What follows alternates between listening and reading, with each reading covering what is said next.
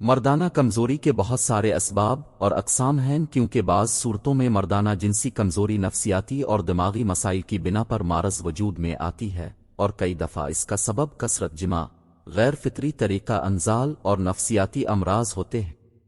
یہ کوئی خطرناک بیماری تو نہیں ہے، لیکن اگر اس علاج نہ کیا جائے تو نفسیاتی مسائل لاحق ہو سکتے ہیں اور ازدواجی تعلقات بھی متاثر ہو سکتے ہیں۔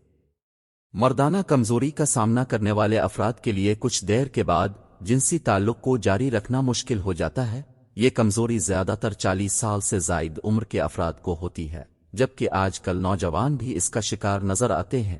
اس کے علاوہ ہائی بی پی، موٹاپے اور اضطراب کا شکار افراد میں مردانہ کمزوری کے خطرات بڑھ جاتے ہیں۔ مندرجہ ذیل علاج مردانہ کمزوری کے علاج کے لیے مفید ثابت ہو سکتے ہیں۔ ایک متوازن غذا کا استعمال۔ متوازن غذا کو باقاعدگی کے ساتھ استعمال کرنے سے جنسی صلاحیت میں اضافہ ہو سکتا ہے، جس سے مردانہ کمزوری کے خطرات میں کمی آئے گی۔ ایک متوازن غذا میں کیلے جیسے مفید پھل، سبزیاں، دالیں، خشک میوہ جات اور مچھلی شامل ہوتی ہے۔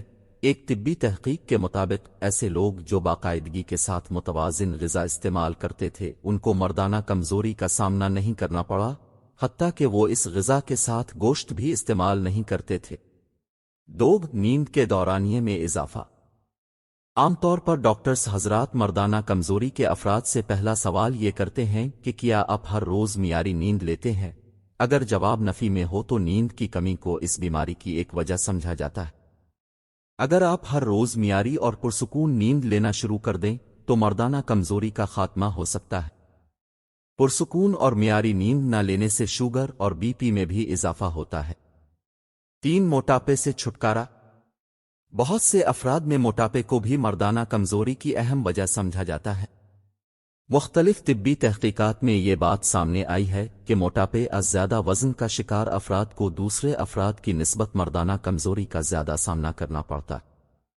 اگر آپ کے پیٹ پر بھی بہت زیادہ چربی بن گئی ہے یا آپ کا وزن بڑھ رہا ہے اور اس کے ساتھ ساتھ آپ مردانہ کمزوری کا بھی شکار ہیں تو آپ کو فوری طور پر اپنے وزن میں کمی لانے کے لیے اقدامات اٹھانا ہوں گے۔ موٹاپے سے نجات حاصل کرنے کے لیے متوازن غذا کو باقاعدگی کے ساتھ استعمال کیا جا سکتا ہے، جبکہ ورزش کو بھی اپنی معمول کی سرگرمیوں کا حصہ بنایا جا سکتا ہے۔ 4. Psycho therapy. کچھ افراد کو جسمانی مسائل کے ساتھ ساتھ ذہنی و دماغی مسائل کی وجہ سے بھی مردانہ کمزوری کا سامنا کرنا پڑتا ہے۔ ان دماغی مسائل میں معاشرے کا ڈر سن فہرست ہے۔ اس کے برعکس مردانہ کمزوری کی وجہ سے ذہنی مسائل لاحق ہوتے ہیں، جس کی وجہ سے انسان کی خود اعتمادی میں کمی آتی ہے۔